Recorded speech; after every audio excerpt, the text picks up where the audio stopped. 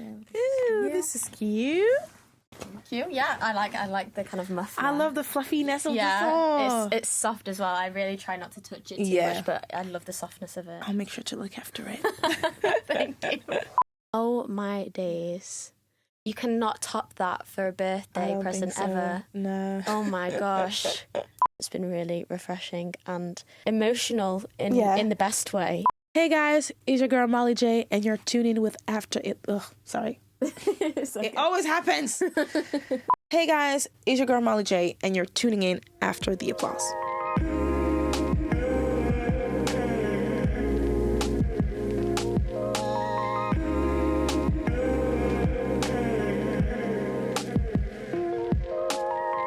This is After the Applause.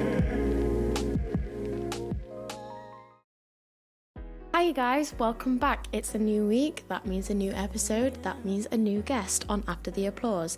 If you're new here, hi, welcome. My name is Saoirse Marie, and this is a podcast highlighting and platforming underground artists and events in the north of England, as well as looking at what goes on behind the scenes in live events and all the jobs and opportunities and everything that goes into putting on a live event or festival. Today we have an amazing guest. I'm so excited about this one. This is Molly J. Molly J is an R&B artist that's based in London. She grew up in France and moved over to London when she was 18, left school.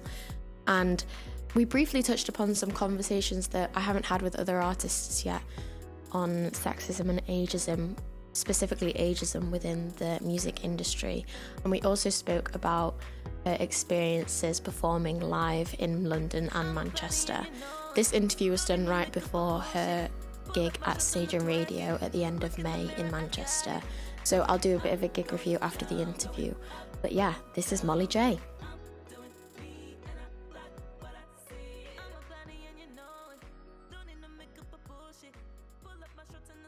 What was the first gig you ever went to? Oh my God. That is a question I probably don't remember. But I do remember an iconic performance. And that was actually Kool and the Gang. On my 14th birthday, my dad knew George Brown at the time. So I got to meet them and they got to wish me happy birthday for my 14th birthday. So that is one concert that I definitely remember. That is so cool. Yeah, it's not my first concert, but that's definitely that's stuck in my head. For sure. I mean, yeah. You're an R&B artist living in London, having moved from France. Mm-hmm. What was the reason that instigated your move from France to the UK? Well, to be honest, I've always been ingrained in British culture from so young. And I started because, we have a summer break in France for 2 months from July to September. Mm-hmm. And I would use that month to go to London all the time.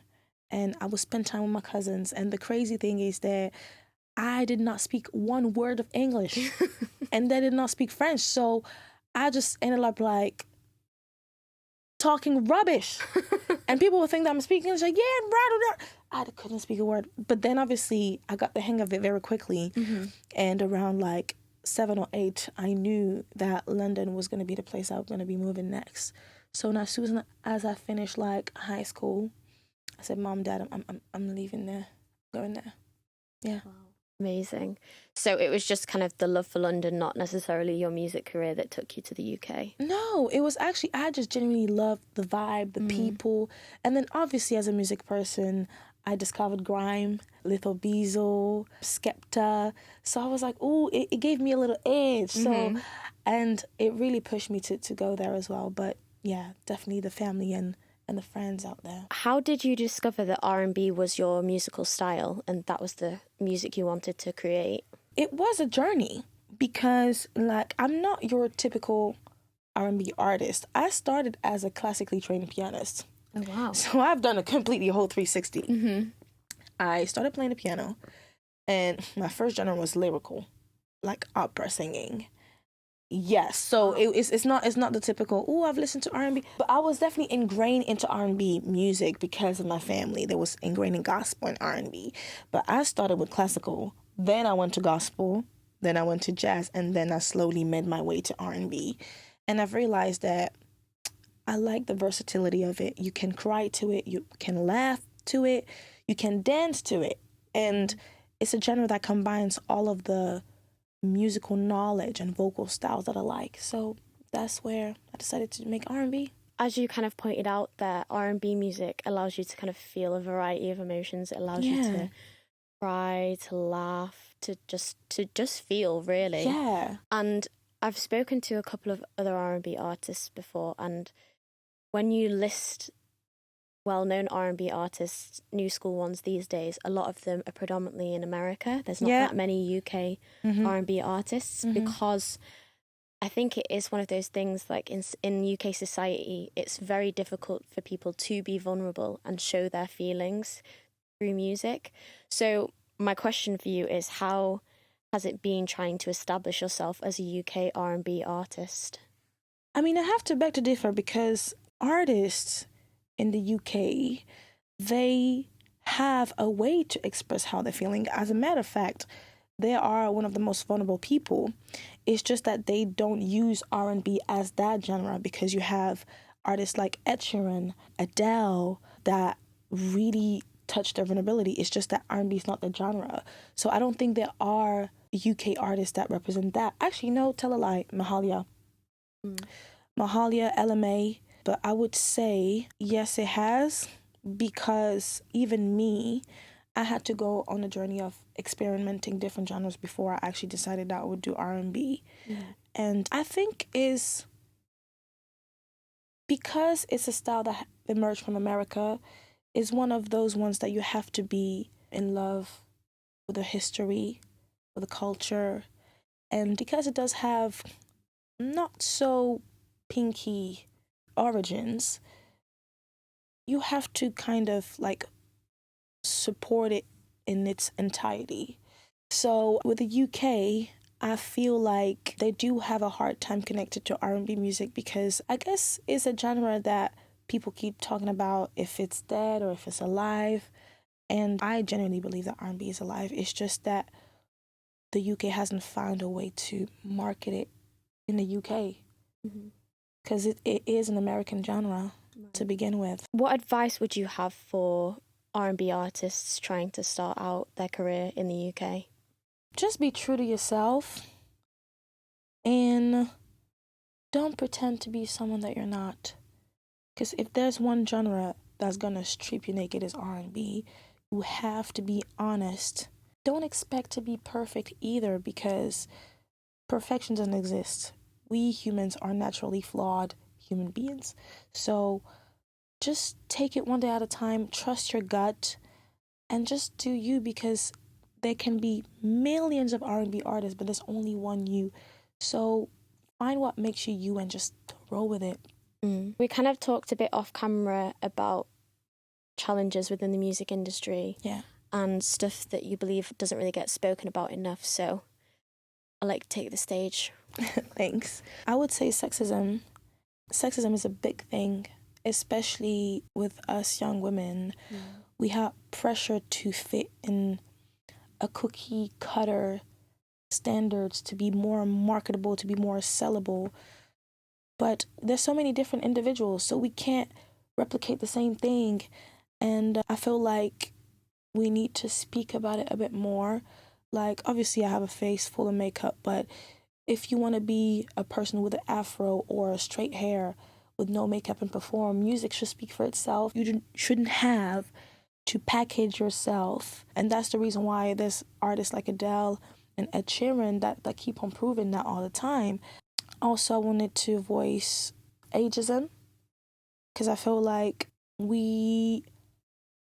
women are not allowed to age gracefully in the music business. It's like once you reach a certain age, like, oh, if you don't, for example, I had a lot of people telling me, if you don't make it past 25, you're a has-been, you need to hang it up. But every time I studied artists like Jennifer Lopez, like even Whitney Houston, Tina Turner, they prime started at 30, 35. That's when they sold the most albums. That's when they have literally taken over the world. So I feel like the music industry need to allow more grace for women to actually age, because age is a natural process. We're not getting any younger. And I think we need to enjoy every single stage of our lives, whatever we're 15, whatever we're 45, whatever we're 60. And the power of social media really made us aware that there is an audience for everyone. Life doesn't end at 25. There is so much more to live. And I cannot stress women enough to say that you are at the right stage. Like, don't rush to grow up. Don't rush to stay young. Just enjoy every single stage of your life and stay true to your creativity. What do you believe that then the music industry and the kind of higher powers and labels, what could they be doing to help reduce this sexism and ageism within the industry? To go out in the field. You can't always base success on numbers and what's in the apps, because there's a lot of movement. Even when you look at the context and history, the people are the ones that make things popular. So back in the days, you would hear a song and then someone would talk about it, and then 10 people talk about it, then 20, then 30, then 1,000. That's how the hits were created back in the day. So I feel like they need to go in the field and to see what's really happening in waves, because there's even me witnessing a lot of underground artists, a lot of events, a lot of networking events. I've seen so many artists emerge and I'm like, oh my God, this is the next big thing. But you cannot witness that if you don't go out in the field. So have a balance, because obviously numbers do speak. We're not going to dismiss that. But go out and see what the people really are about. You're performing tonight at Stage and Radio in Yes. Manchester. Very exciting. I'm very excited to see your performance. So, my first question is, what do you love about performing at smaller grassroots venues? I love the intimacy. I didn't realize how much I love how intimate I can be with the audience. And I feel like I'm just performing in front of my friends, just to have a lovely chat. There's not too much pressure. You can make a little bit of mistakes in here. You can throw little jokes here and there. I think you can still do it on bigger stages, but I feel like I can see people in a closer shot, and it feels nice. You've been performing for a long time. You've been performing since you were 12, when you were living back in France. Yes. What is something or a piece of advice that you always remind yourself before a live performance that's always stuck with you? Have fun. And that was actually from, I think it was Charlie Parker. Guys, forgive me if I don't quote it right, but there was a musician, a jazz musician, that would say, learn everything, learn the theory, all of the scales, but once you get on stage, forget about it. Because your body is ingrained with all of the techniques, but the whole point of music is to have fun. So once you earn all of the skills, just have fun with it. And most importantly, I've learned that with my performing experience, rehearsals and live are two different things. The rehearsals will never look like a live performance. And there's gonna be times your voice might not feel the best. You might have some pitchy notes here and there. But as long as I see people smiling and say, you know what, I actually had a great time, I feel like I've done my job. What is your favourite song to perform live? Ooh, that's a tricky one. I have to say. The most recent one I actually enjoy and perform is No Time. Okay. Because I love the fact that I can have fun with my vocals. I'm doing some riffs and runs and the chorus and response. And the second one is Snake, actually, which has not been released yet. But I've been performing for quite some time, and I feel like it's a really crowd-engaging one. And it just allowed me to be ratchet. I have a little ghetto side, and it's fun to perform, like, it's not every day just do runs. Sometimes you just want to twerk and just be like, ah! So yeah, I love that one. You have recently performed in London as well, and you said earlier that you are currently living in London. Yes. Have you noticed a London-Manchester divide within the music industry? Not necessarily on my side, but I do wish London people and Manchester would connect a bit more, because I've realized that even me looking at Manchester artists, there's a lot in common. I cannot speak on something that I don't know, so I will not say too much about that. But one thing I do wish is a lot more collaboration between London and Manchester artists, because I feel like that bridge could create really, really wonderful things. The artists you've got supporting you tonight are from Manchester as well. Yes. How did you find them? Well, thanks to my manager, Savage PNP, she organized a lot of showcases where there's a lot of artists coming out. And I met Kingxton actually like last year, and he was through his collective. And I just love how talented and dedicated and unique he is. Bennett Is Coming as well. There's a song that I love on his catalog called Yard Sale. He just have this very intriguing lower tone kind of voice, and I feel like it's very unique.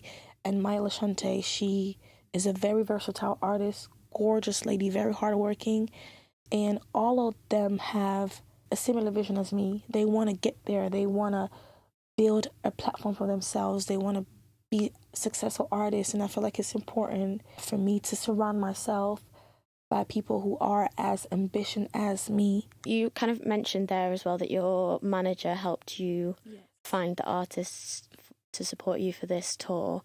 How did you kind of get together with Savage? Were you doing a lot of stuff independently by yourself before she kind of became your manager? I've always been an independent artist, but it's a long road. So the way we even got to work together was not instant. So I was working with G Money at the time. It was a studio in London. And there was a lady called Amo. She's an amazing artist. Shout out to Amo because she's the reason why I'm here now. She told me that there's this guy called Chris Events. He holds a studio called 258, who is in partnership with Savage PNP. And I went there in the studio, and that's where I record my song No Time. We've written it in 20 minutes, recorded in 30, and it just went there. It just literally gone off from there. And he was like, you actually are so talented. You need to perform at Savage. And I was like, oh, who is Savage? I would love to meet her.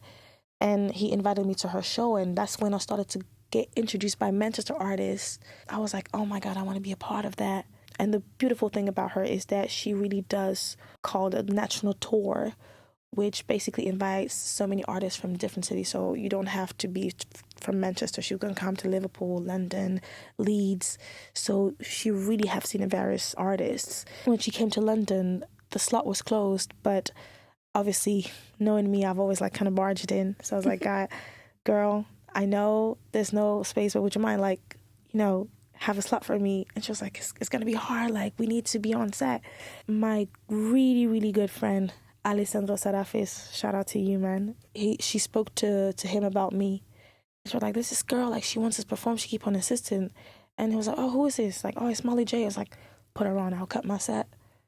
So she gave me 5 minutes, and I performed No Time, and that's when the story started. So after that, she put me showcase after showcase, and then in January, she was like, you know what, I actually would like to manage you. And the rest is history. Amazing.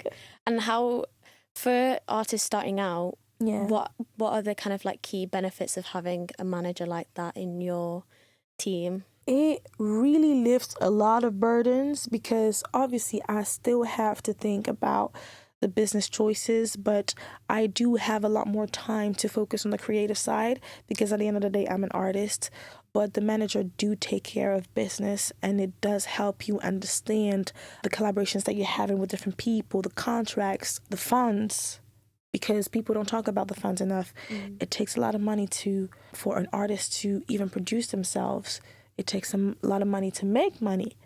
As a matter of fact, it's a business. So you're going to lose a lot of money in the first couple of years, 3 or 4 years, before you actually see some recoupment. And artists need to be aware of that. It's a career. Like, we love to do what we do, but it's a career. So we have to stay vigilant. So having a manager really, really helped me understand that. What is the purpose and main message that you are trying to get across to audience members about Molly J and your music? I think the message will be universal, and it's about self-love.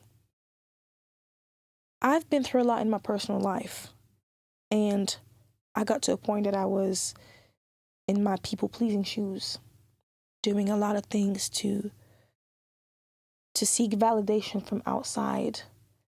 And even coming to who I am now, I've realized that there's nothing wrong about me. I've always been that woman.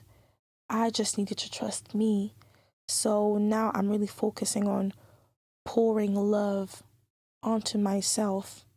And I hope that me being vulnerable and revealing my truth through music helps people realizing their own. Because we have all been in a stage where we feel like we want to belong somewhere. They want to be accepted by this group of people. But ultimately, the real acceptance is acceptance of self. I hope that when people listen to my music, they'll feel confident in themselves again.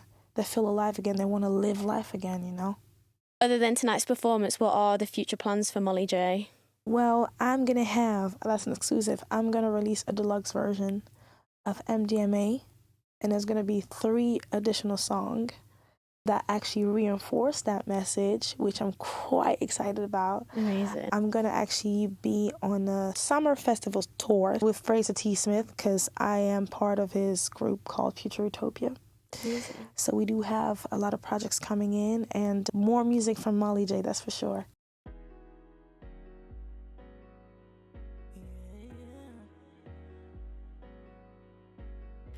It's so interesting to hear Molly J's fascination over London from such a young age. I think when you go to live in a new city, or you go to experience a new city in a different country or just in a different area, I think that knowledge or lack of knowledge, the unknown, makes the place a bit more magical, kind of piques people's curiosity.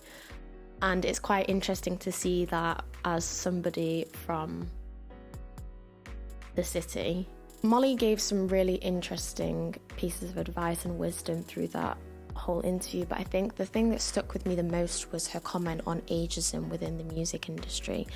And she's so right. There is this whole fascination when you start in the industry, and you see it's quite evident and prominent with women that you have to look a certain way and act a certain way and be a certain way in order to succeed and do well and grab people's attention. And I think that as you start to get older, people worry that you'll lose their attention because your appearance changes, because you're aging. And also, I think within the industry as well, I think it's in a lot of industries generally, that this whole idea of starting out young, that you're not going to make it if you don't start at a young age, or if you kind of come into the game late, you're seen to be at a disadvantage. And I really don't think that's true. I think everyone is on their own path. Everyone is out here doing their own thing. So, I mean, I need to listen to myself really, but you shouldn't compare to other people, because your trajectory, your path is so different to everyone else's, and you're meant to learn things at a certain time. You're meant to learn things at a different time to other people. Maybe that's why you came into the industry late. Maybe you were doing something else. Maybe you had to experience something else in order to get to that place.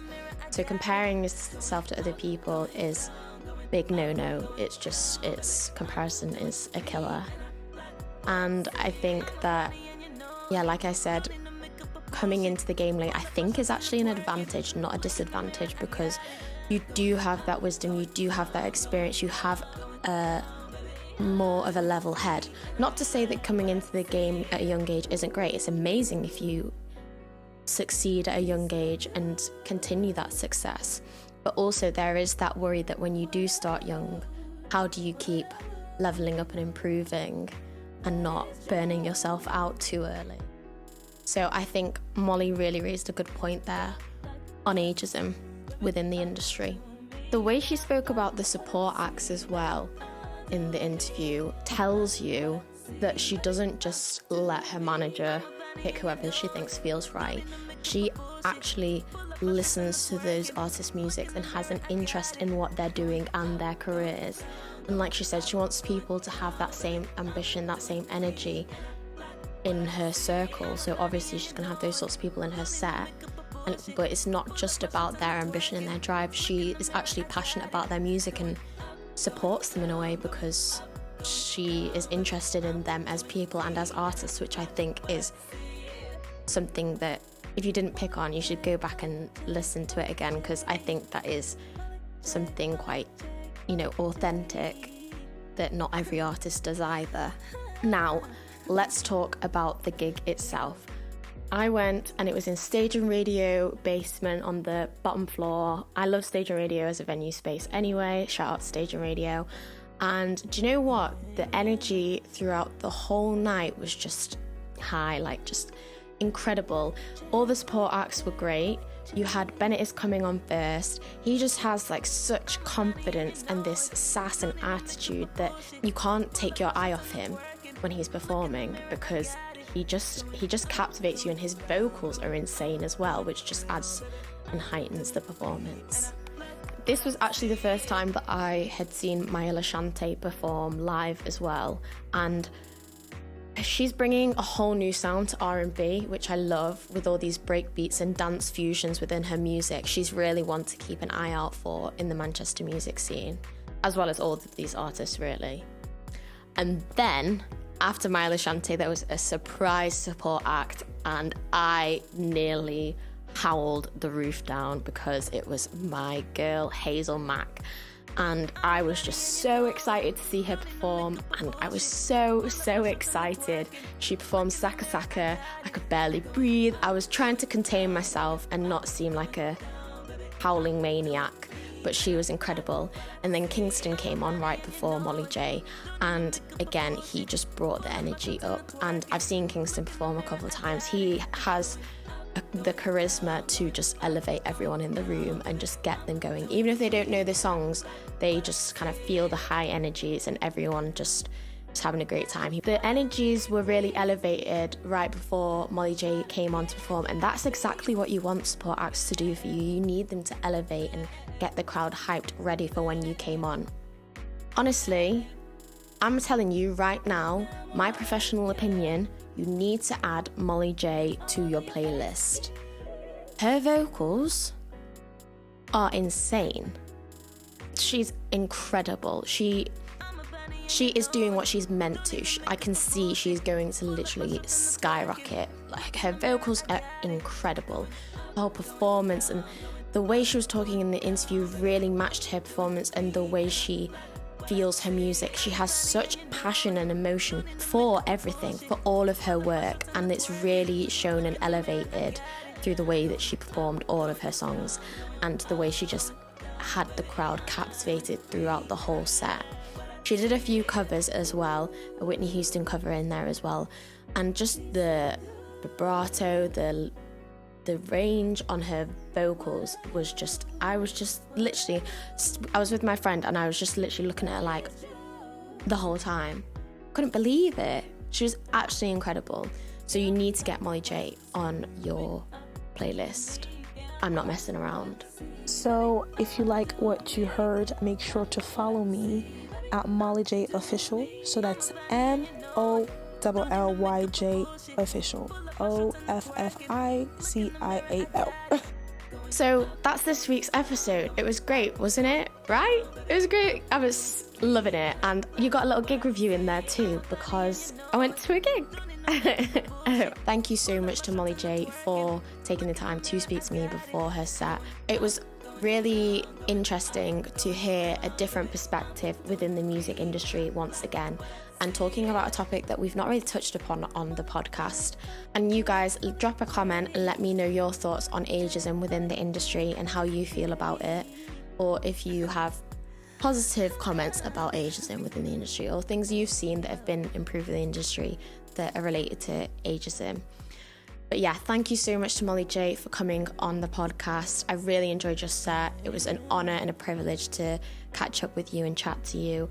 And thank you everyone for tuning into the podcast. It's really nice seeing the scope and range of people that are watching the episodes and enjoying them, and hearing everyone's feedback and what you like about all the artists and everything. It means a lot. So I'll see you next week on After the Applause.